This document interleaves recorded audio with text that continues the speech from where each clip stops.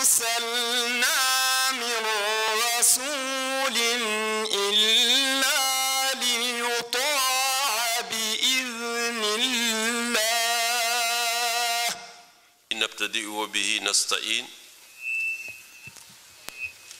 العلم والعلماء بالعلم نعرف الله سبحانه وتعالى وبالعلم يزدهر العالم بالخير والسعادة في الدارين رزقنا الله ذلك enen fof jangen fatiha juulene annabi sallallahu alayhi wa sallam yo Allah rewnu dental ngal no jiɗirɗen ni no Allah yiɗiri jaɓana en golle ɗe bandiraɓe onon fof on jarama e tawede moɗon on jarama laamu ngu jarama président de la république Macky Sall Mahamadou Abdoulaye Dione e tawaɓe ɓe e hohoɓe wonɓe ɗo ɓe fof bisimilla mon on jarama jetti Allah min jetti on e teddungal ngal teddinɗon koye mon teddinɗon l'islam teddinɗon hadara alhaji Umarul Fouti teddinɗon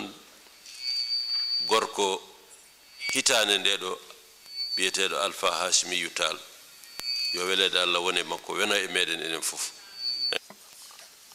Excellence, Monsieur le Premier ministre, Thierno Madani Muntaga Tall, serviteur de la communauté omarienne, Président Iba Der Thiam, Président Imam Rawane Mbaye, Messieurs les conférenciers et Madame, Messieurs les conférenciers et modérateurs, chers invités, la recherche du savoir est inhérente à l'islam. Le premier verset coranique, Iqra, ne signifie pas lis, apprends. Heureusement qu'aujourd'hui, son accessibilité est facilitée par les fortes avancées technologiques. Cependant, il n'en demeure pas moins que l'islam, à travers ses enseignements tels que légués par le prophète Mohammed, paix et salut sur lui, encourage constamment cette quête du savoir, car sachant que le savoir est la clé qui ouvre toutes les portes, ici-bas comme dans l'au-delà. Bismillahirrahmanirrahim. Wassalatu wassalamu ala Sayyidina Muhammadin wa ala alihi wa sahbihi wa sallam. Honorable guide religieux Thierno Madani Muntaga Tall, serviteur de la communauté omarienne, distingué professeur Iba Der Thiam et professeur Imam El Hadj Rawane Mbaye, honorable Moukhadam et ouléma de la Rabita des oulémas, chers responsables et membres d'Ahbab, mesdames, messieurs les participants, chers invités.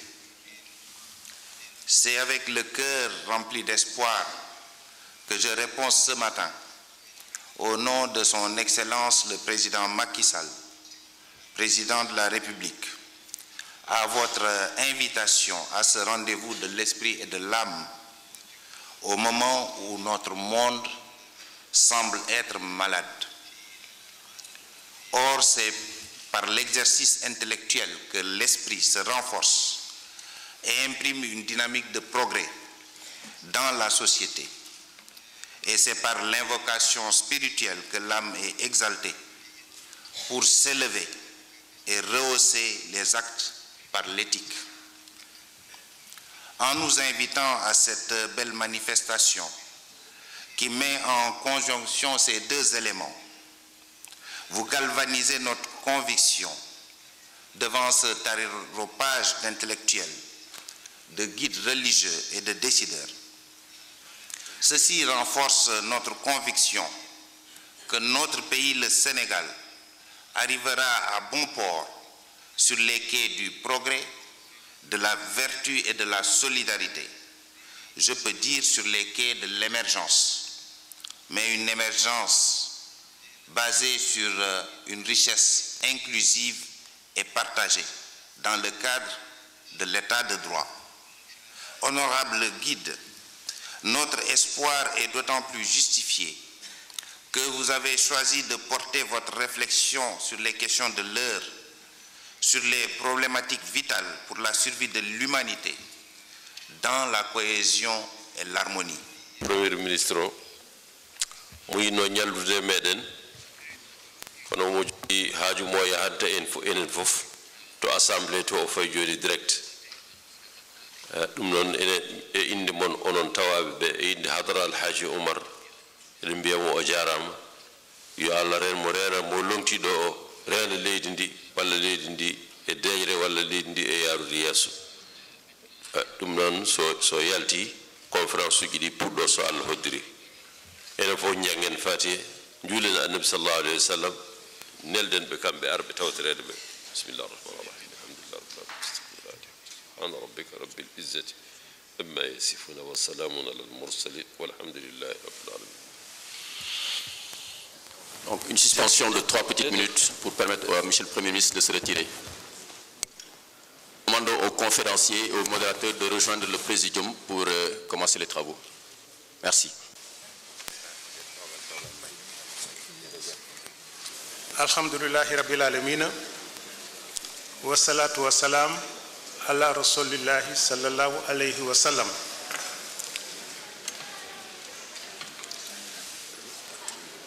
Je vais donc mettre en route le déroulé de la manifestation en commençant par passer la parole à 2 professeurs,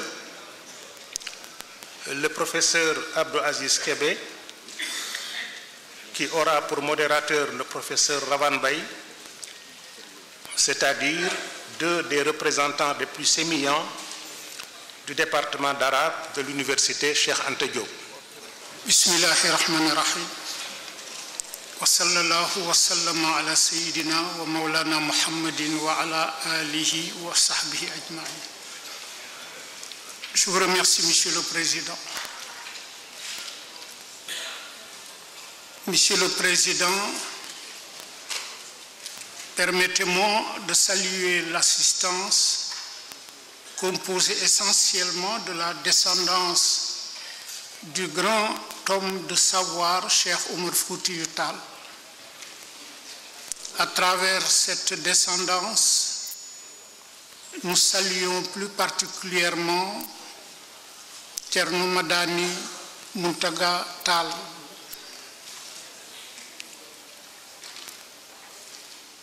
Parler de l'importance du savoir dans l'islam, dans une perspective omarienne, n'est pas chose difficile, étant entendu que El Hadji Oumar Foutiyou Tall, même s'il est connu à travers sa posture de chevalier de la foi, il est notoirement et mondialement beaucoup plus connu à travers ses écrits qui sont jusqu'ici incommensurablement appréciés. Je veux nommer essentiellement parmi ses œuvres le Rima qu'il a laissé à la postérité et qui demeure jusqu'ici un chef-d'œuvre inestimable. Bismillahirrahmanirrahim. Alhamdulillah wa salatu wa salamu ala rasulillah al-fatih al-khatim al-nasir al-hadi wa ala alihi wa ashabihi wa azwajihi wa zurriyatihi at-tayyibin at-tahirin haqqa qadrihi wa miqdarihi al-azim.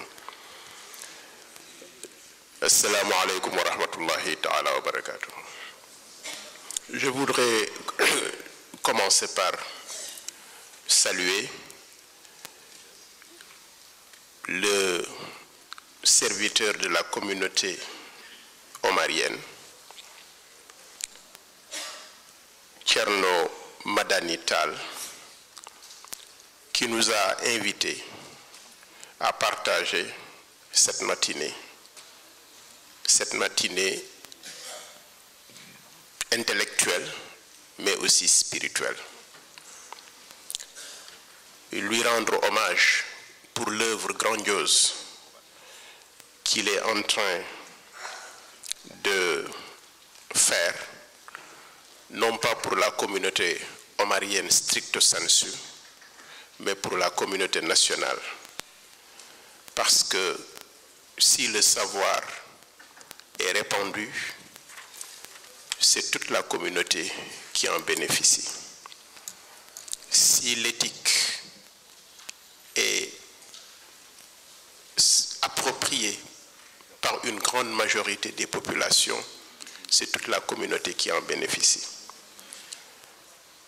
À travers sa personne, je salue le khalife Thierno Bachirou Tall et la délégation qui le représente.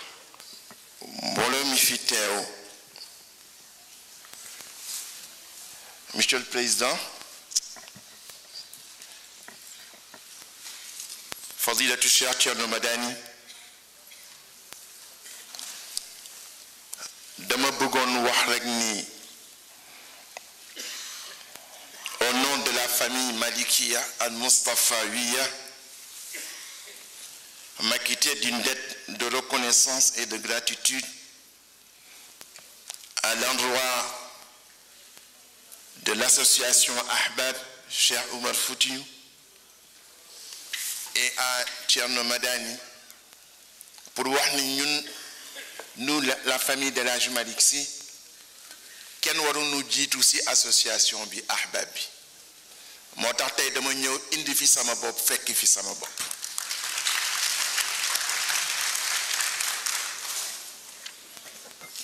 ndax ku nga xam ni sa maam moo wax lii El Hadji Oumar ni ka abu diini wa taqwa axu sidqi wal huda lam yarda ma laysa aliyu anhu radiya azufun an dunya ila allahi muntahan waliyun amirul mu'minina maghaziya sëñ Babacar dafa ni jàkk El Hadji Oumar Foutiyou takk ka dans sa dimension éthique Abu Dini wa Taqwa, Abu Sidqi wal Huda.